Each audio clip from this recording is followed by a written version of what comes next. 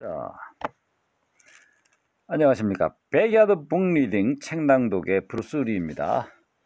오늘은 두 번째 시간입니다. 아침에는 죽음을 생각하는 것이 좋다. 자, 지난 시간에 이어서 낭독해 드리도록 하겠습니다. 구독해야만 좋은 일이 생깁니다. 루크레티우스는 삶의 허무에 대해 이렇게 묘사한 적이 있다. 꽃다운 나이의 소녀들이 구멍 뚫린 그릇에 어떻게 해도 채워질 수 없는 곳에 물을 길어 붓네. 그러나 물이 흐르지 않으면 아름다움도 없고 이야기도 없는 법. 루크레티우스를 만나게 되면 나는 일본 헤이안 시대 사카노 우에노 고래놀이의 노래를 들려줄 것이다. 단풍잎이 떨어져 물에 흐르지 않았다면 타츠타 강물의 가을을 그 누가 알 수 있었을까? 2018년 11월 김영민 이렇게 되어 있고요. 자, 1부 시간의 흙탕물 속에서, 2부 희미한 희망 속에서 학교에서, 3부 고독과 이웃하며 사회에서, 4부 이 세상 것이면서 이 세상 것이 아닌 것들에 대하여 영화에서, 5부 맛없는 디저트를 먹기에 인생이 너무 짧잖아요. 대화에서 이렇게 장들이 전개되고 있습니다. 자, 아침에는 죽음을 생각하는 것이 좋다. 아침을 열면서 죽음을 생각하는 것이 좋다. 얼굴에 비누를 가득 칠한 채 중얼거리는 거다. 나는 이미 죽었고 내가 속한 정치 공동체도 이미 죽었다라고. 무슨 말이지?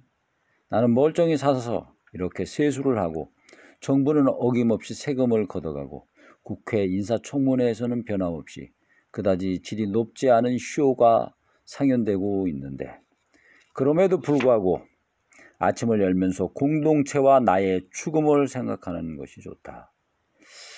괴팍하신 분이군요, 이분이.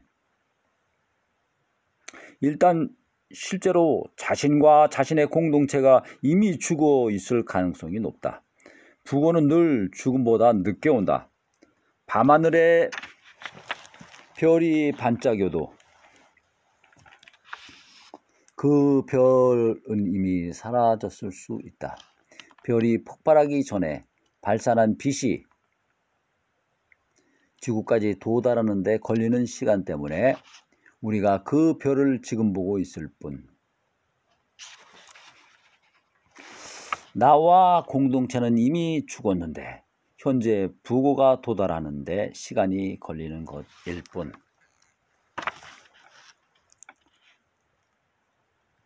자, 뭐 이런 내용이 나옵니다. 중략입니다. 이러한 시절에 아침을 열 때는 공동체와 나의 죽음을 생각하는 것이 좋다. 첫째, 이미 죽어 있다면 제때 문상을 할 수 있다. 둘째, 죽음이 오는 중이라면 죽음과 대면하여 놀라지 않을 수 있다. 헐. 셋째, 죽음이 아직 오지 않는다면 남은 생을 어떻게 살 것인가에 대해 보다 성심껏 선택할 수 있다. 넷째, 정치인들이 말하는 가짜 희망에 농락당하지 않을 수 있다. 다섯째, 공포와 허물을 떨치기 위해 사람들이 과장된 행동에 나설 때 상대적으로 침착할 수 있다. 그렇게 얻은 침착함을 가지고 혹시 남아있을지도 모르는 자신의 생과 이 공동체의 미래에 대해 생각해 보는 거다. 화전민이나 프리라이더가 아니라 조용히 느리게 그러나 책임 있는 정치 주체로서 살아보고야 말겠다는 열정을 가져보는 거다. 그러나 오늘날 많은 사람들에게 열정이란 그 자체로 지나치게 큰 야망처럼 보인다. 2015년 6월 15일. 그 다음으로 넘어갑니다.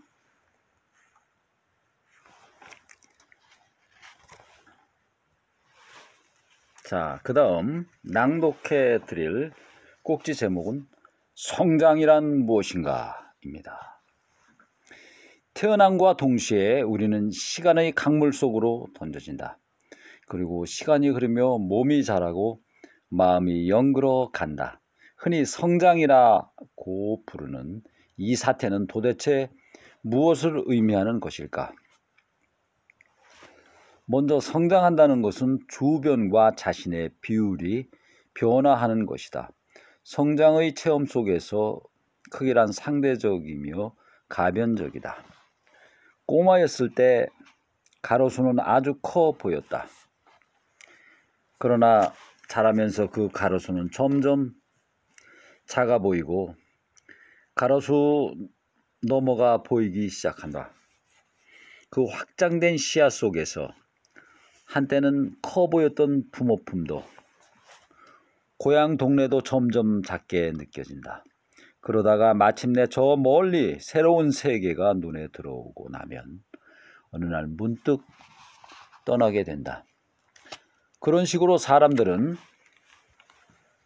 가족을, 옛 친구를 혹은 자신이 나서 자란 고장을 떠나 새로운 곳으로 나아갔다. 이렇듯 성장은 익숙하지만 이제는 지나치게 작아져 버린 세계를 떠나는 여행일 수밖에 없다. 익숙한 곳을 떠났기에 낯선 것들과 마주치게 되고 그 모든 낯선 것들은 여행자에게 크고 작은 흔적 혹은 상처를 남긴다. 그 상처는 우리를 다시 성장하게 한다. 혹은 적어도 삶과 세계에 대한 이해를 증진시킨다. 그래야 이제 세상 이치를 알만하다고 느낄 무렵 갑자기 부고를 듣는다. 저런, 세상에나. 예상치 못한 어느 순간 사랑하거나 미워했던 이 부고를 듣는다. 무관심할 수 없는 어떤 이의 부고를 듣는다. 이 부고 역시 우리의 시야를 확장시킨다. 이제 삶뿐만 아니라 죽음 이후의 세계까지 시야에 들어오기 시작한다. 그런데 이 부고의 체험은 다른 성장 체험과는 조금 다르다.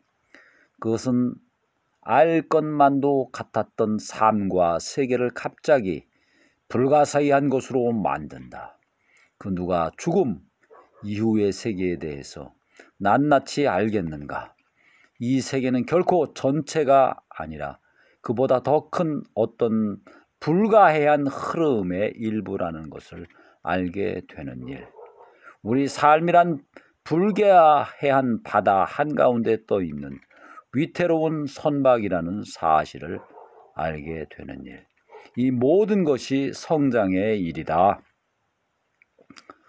그렇다면 성장은 무시무시한 것이 아닌가? 그러나 성장은 무시무시하게 확장된 시야와 더불어 심미적 거리라는 선물도 함께 준다.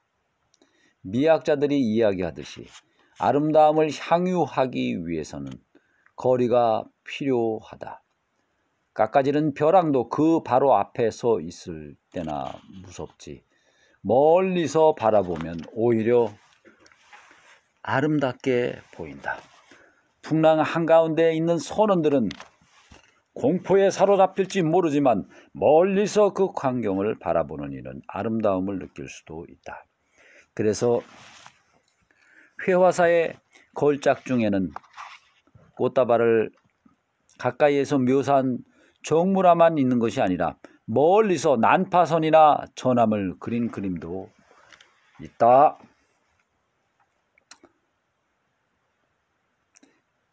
영국 화가 윌리엄 터너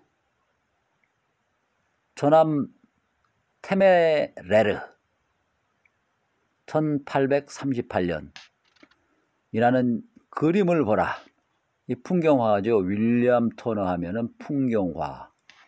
거의 추상화에 가까운 부분을 보여주고 있지만 멀리서 보면은 그것이 사실적인 그림으로 보이는 특성이 좀 있습니다. 자, 다시 본론으로 들어가서 트라팔가르 해전에서 살아남은 저남 테메레르 호의 선체는 상처로 가득하다. 이 늙은 저남의 마지막 순간을 그릴 때 터너는 가까이 가서 상처투성이의 가판을 그리지 않고 대상과 심미적 거리를 유지한다. 그런데 거리를 두어야지 아름답게 볼 수 있다고 해서 대상으로부터 한껏 멀어져 버리기만 해서는 안 된다. 대상으로부터 너무 멀어지면 그 대상은 작아져 버린 나머지 아예 시야에서 사라져 버리게 된다. 당연한 얘기입니다. 이 양반 미학을 도강을 했나? 외교사 강의하는 양반이. 그래서 터너는 저남으로부터 무조건 물리적으로 멀어지기를 택하지 않고 그 특유의 모호한 붓질을 통해 물리적으로 그다지 멀리 있지 않아도 아련하게 느껴지게끔 저남을 그렸다. 아련하되 그 거리는 물리적 거리가 아니기에 테메레르 호는 결코 보는 이의 눈을 떠나지 않는다. 우리는 태어나고 자라고 상처 입고 그러다가 결국 자기 주변 사람의 죽음을 알게 된다. 인간의 유한함을 알게 되는 이러한 성장 과정은 무시무시한 것이지만 그 과정을 통해 확장된 시야는 삶이라는 이름의 전함을 관조할 수 있게 해준다. 그 관조 속에서 상처 입은 삶조차 비로소 심미적인 향유의 대상이 된다. 이 아름다움의 향유를 위해 꼭 필요한 것은 시야의 확대와 상처의 존재다. 시야의 확대가 따르지 않는 성장은 진정한 성장이 아니다. 확대된 시야 없이는 상처를 심미적으로 바라볼 수 있는 거리를 확보할 수 없다. 동시에 아무리 심미적 거리를 유지해도 상처가 없으면 향유할 대상 자체가 없다. 상처가 없다면 그것은 아직 아무것도 그리지 않은 캔버스, 용기가 없어 망설이다가 끝낸 인생에 불과하다. 태어난 이상 성장할 수밖에 없고 성장 과정에서 상처는 불가피하다. 제대로 된 성장은 보다 넓은 시야와 거리를 선물하기에 우리는 상처를 입어도 그 상처를 응시할 수 있게 된다. 상처도 언젠가는 피 흘리기를 그치고 심미적인 대상이 될 수 있다는 것, 그것이 성장이, 예술이 우리에게 주는 구원의 약속이다. 2018년 4월 6일입니다. 네, 감사합니다. 구독하면 좋은 일이 생깁니다.